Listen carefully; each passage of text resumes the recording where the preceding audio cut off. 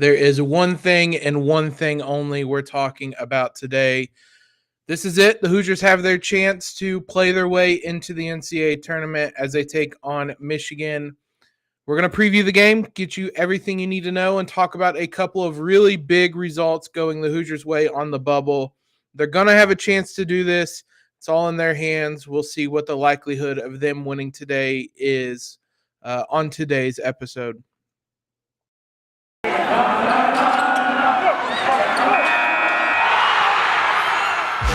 You are Locked On Hoosiers, your daily podcast on the Indiana Hoosiers. Part of the Locked On Podcast Network, your team every day. What's up, guys? It is Thursday, March 10th. This, as always, is Locked On Hoosiers, your daily one-stop shop for everything IU athletics, news, analysis, previews, recaps. We're here every day for you guys. Thank you for making Locked On Hoosiers your first listen every day. We're free and available wherever you guys are listening to podcasts at, including YouTube. Go give us a subscribe over there. We premiere our episodes daily at 7 a.m. Today's episode is brought to you by BetOnline. BetOnline had you covered this season with more props, odds, and lines than ever before. BetOnline, where the game starts. There's only one thing to talk about today. It's how I open the show, but realistically, as much as we want to talk about the bubble and everything going on, a lot of it is moot if the Hoosiers do not win today against Michigan. So we're going to get you previewed for that game, look at what Michigan's done this season, look at a pretty dire Big Ten tournament history for the Hoosiers, and take a look at a couple bubble results that have gone the Hoosiers' way to the point that one win and they might be in, but they really need to get that win. Before we dive into that, as always, you can subscribe to Locked On Hoosiers wherever you listen to your favorite podcasts. Follow us on Twitter at LO_Hoosiers. We're going to be doing a Twitter Spaces at halftime today. Hopefully it's a positive and optimistic one about the Hoosiers winning and their chances of making the tournament. So be sure to follow us on Twitter to get involved in that today. IU versus Michigan to kick off the second day of the tournament. These two teams will tip off at 11:30 a.m. It is an early game. Gainbridge Fieldhouse on the Big Ten Network. Michigan comes into this one 17-13 overall, but 11-9 in the Big Ten. A team much more secure in their kind of NCAA tournament future. They're still kind of on the bubble, but with the way results are already falling, I think they're pretty securely into the tournament.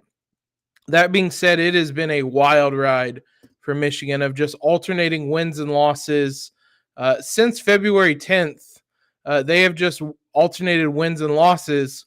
The good news in that regard is they finished the season with a win. So the Hoosiers are able to keep that trend up and go a long way in securing their own fate in the NCAA tournament. Last meeting between these two teams, obviously, was during the regular season. Michigan just blew out Indiana, probably Indiana's worst game of the year. And the Wolverines come away with an 80-62 win. Hunter Dickinson, 25 points, 9 rebounds, really had his way. Nobody on the Hoosiers particularly played well. Trace had 17 points on 13 shots. Xavier had 14 points on 11 shots, but it really felt like the Hoosiers weren't really in it from the start. And part of that was because it came a couple days after the Purdue game, but that may be an excuse we lean a little too heavily on. IU just didn't have it on that day. And if they show up with that level of effort and performance and execution today, they're probably going to get the doors blown off of them again. Realistically, Michigan's probably not going to shoot 11-17 from the three-point line again, but IU was giving them a lot of open looks. So it's not something you can really do and expect to get away with it. Caleb Houston probably isn't going 5 of 7 from 3, but Dickinson is fully capable of scoring 25 points, and just about any Division I team is capable of knocking down three-pointers when IU gives them open looks, as they did for much of the game against the Wolverines. When you look at this series, historically, all time, dominated by the Hoosiers. They're 79-48 dating back to 1967.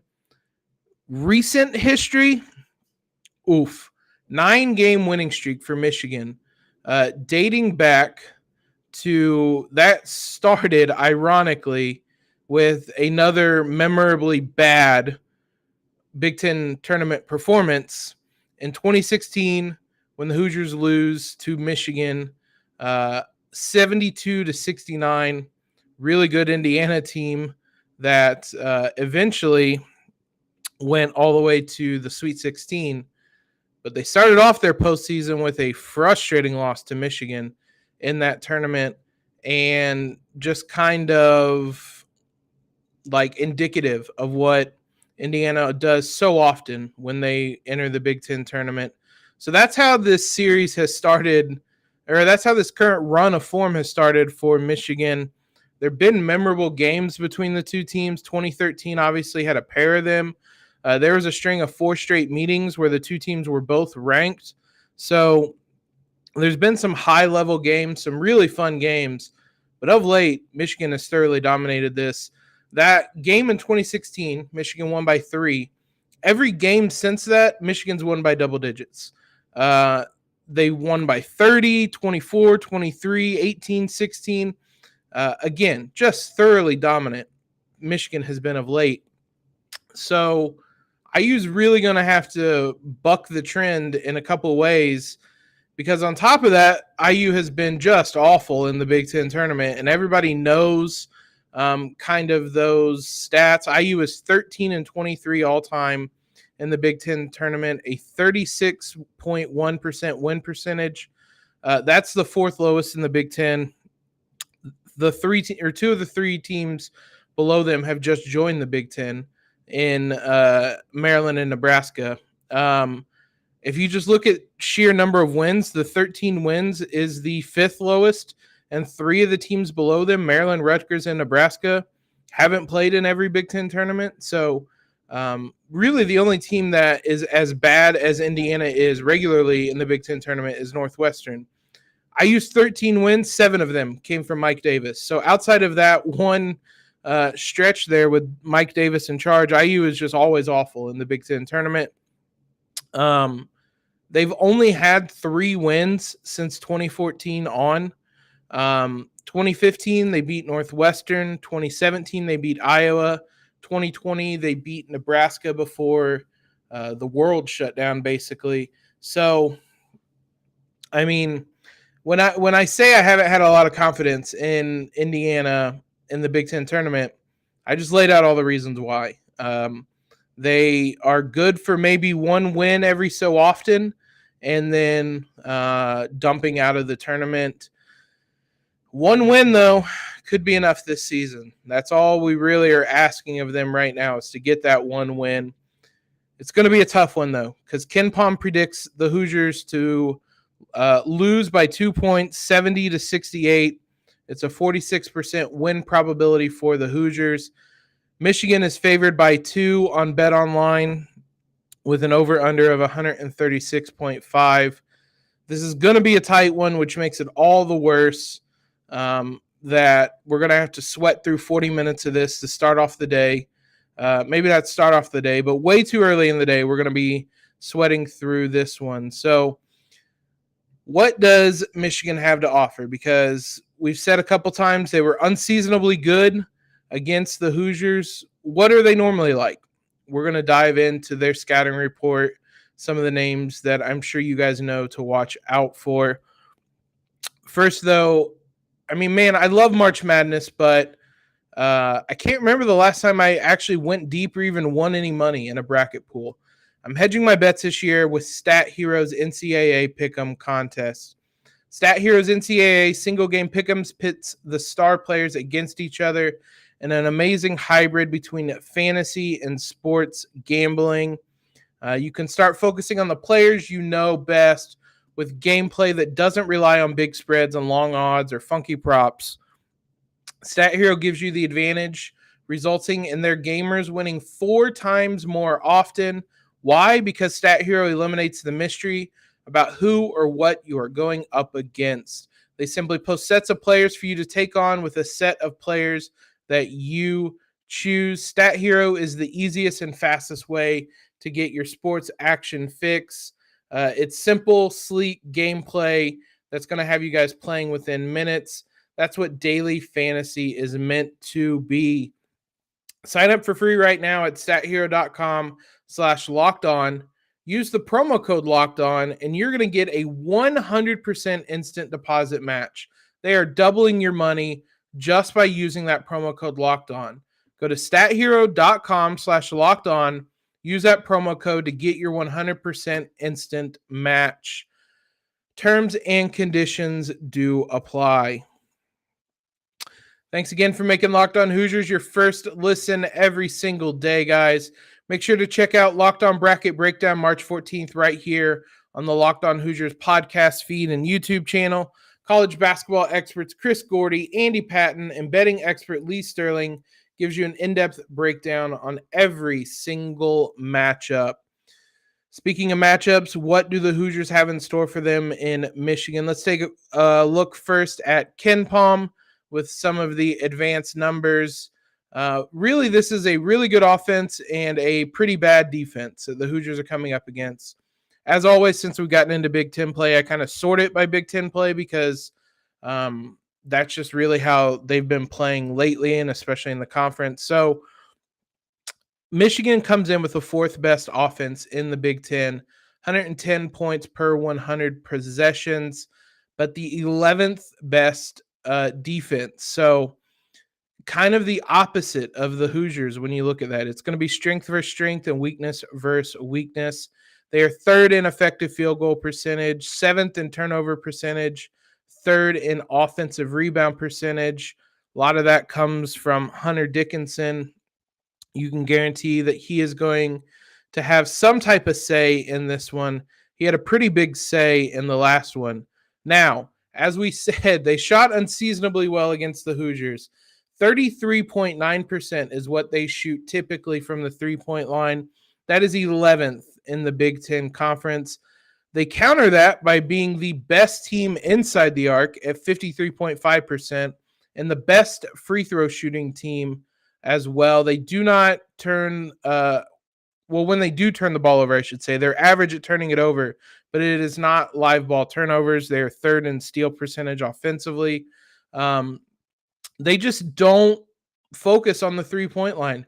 They are dead last when it comes to the amount of three-pointers they take relative to their field goal attempts. They are not going to take three-pointers, which is why them just going off against the Hoosiers was so partly unexpected, but partly frustrating, because this is not a team that ever beats anyone from the three-point line. And here we were in that contest watching them absolutely light up Indiana.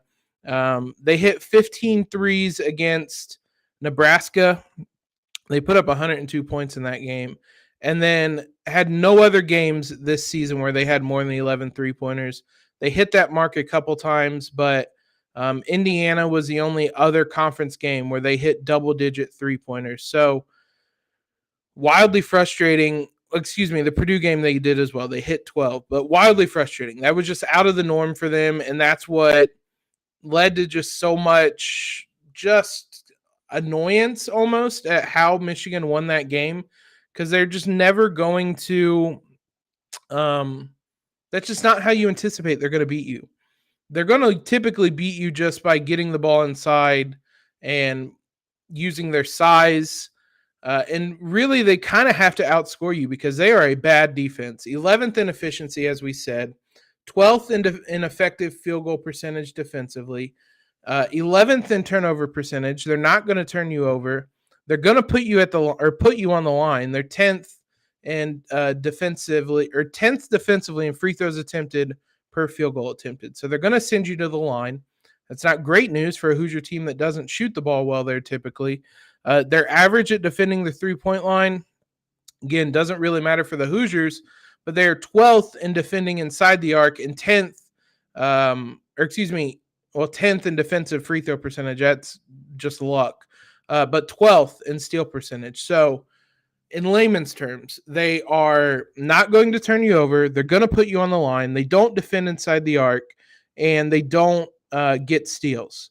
So this is just a team that's built on just outscoring you, really. And when they do that, it's just simply inside the arc.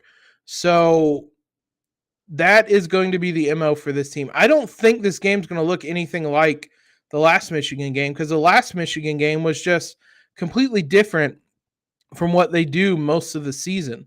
And it's just a stark difference to what their statistics and their advanced numbers tell you that game was. So, for example, they are first in the league in the percentage of points that come from inside the arc, and they are dead last in the league in percentage of points that come from beyond the arc. So they just don't shoot threes. So as long as the Hoosiers are adequate at defending the 3-point line, they're not even going to try it. And Indiana is still really good at defending inside the arc. Just a quick look at Indiana's numbers. They are third in 2-point percentage, fourth in 3-point percentage, first in block percentage, all defensively. And they are the best team in the Big Ten in defensive efficiency. They give up 100.8 points per 100 possessions.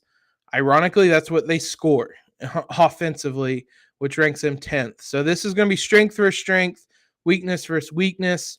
These are the types of games you need someone like Xavier Johnson, like Trace Jackson Davis to really step up. Parker Stewart is due.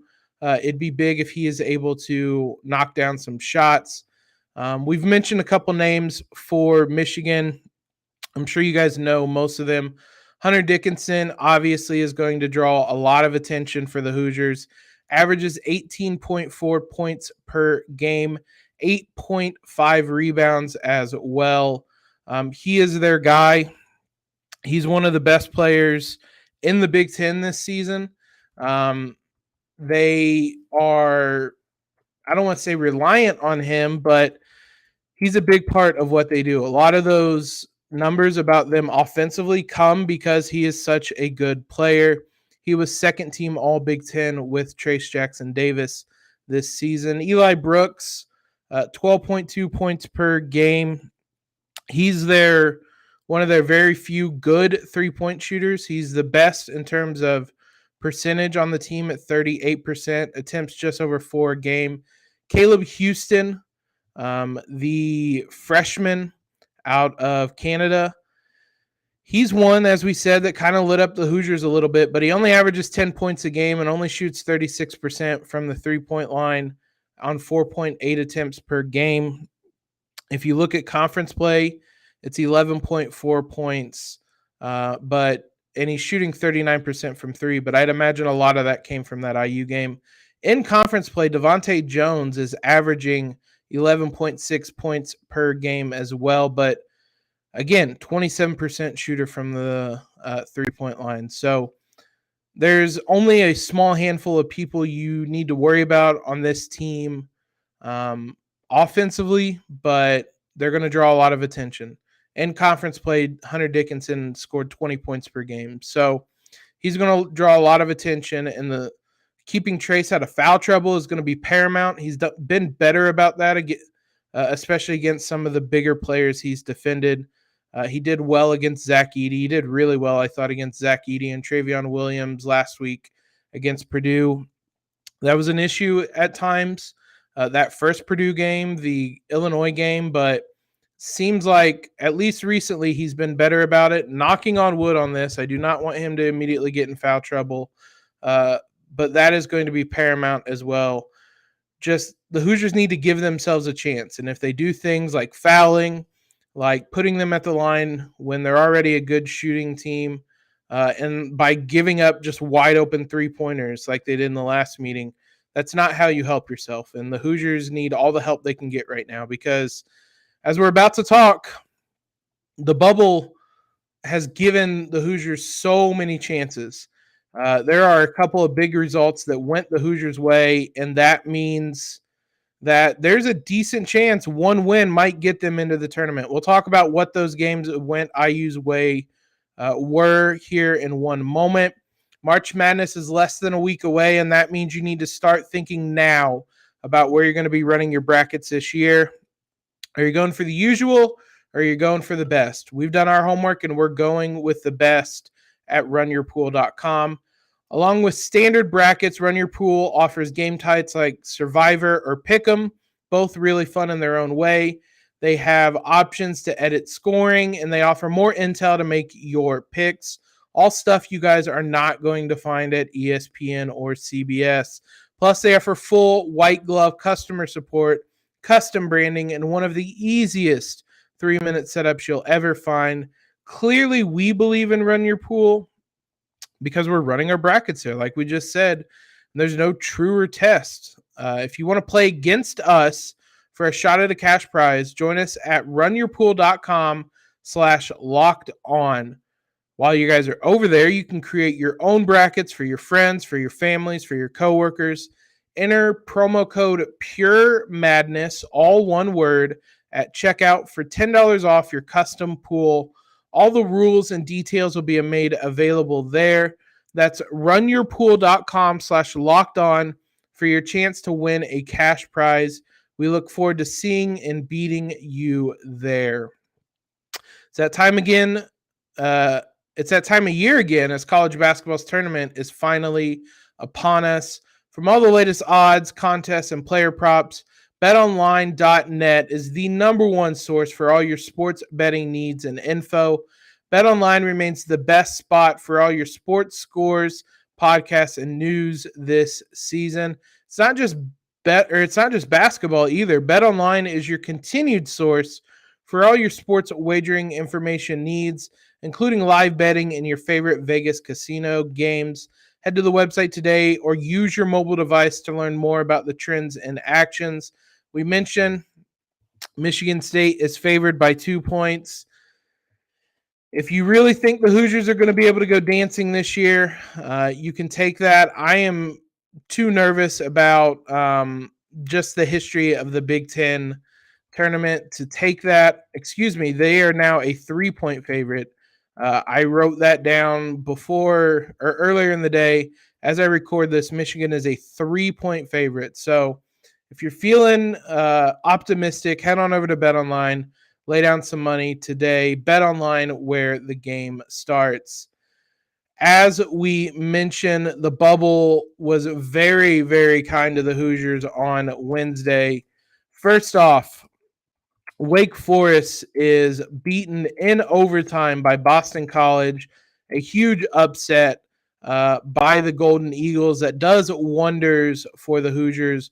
Wake Forest was among the last 4 teams in.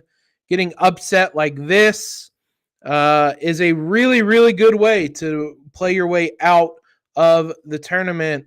So that was the first big result that went Indiana's way. And then I told you guys you were just going to have to swallow big and root for Butler. And they rewarded you by giving you a win over Xavier, also in overtime. A high-scoring overtime, 21-14 in that one. But they, as I said, reward us for swallowing and supporting the Butler way. And the result is both Wake Forest and Xavier were among the last 4 teams in.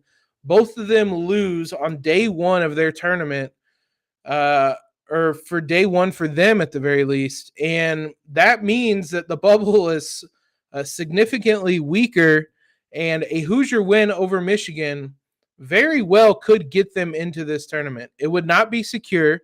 We would sweat a lot on Selection Sunday, but I feel a lot better about the Hoosiers going 1-1 and getting into the tournament right now as I record this than I did earlier in the week, just kind of looking at the schedules and whatnot. So a couple other results that had far, far, far less impact but did not go their way. Virginia Tech won at the buzzer against Clemson. They're going to have to win a lot of games to become a factor in the bubble. Virginia beat Louisville by a point. Our old friend Armand Franklin, playing for the Cavaliers, did not score in that game. Virginia, another team that is on the bubble, but right now not really someone that the Hoosiers have to worry about too much.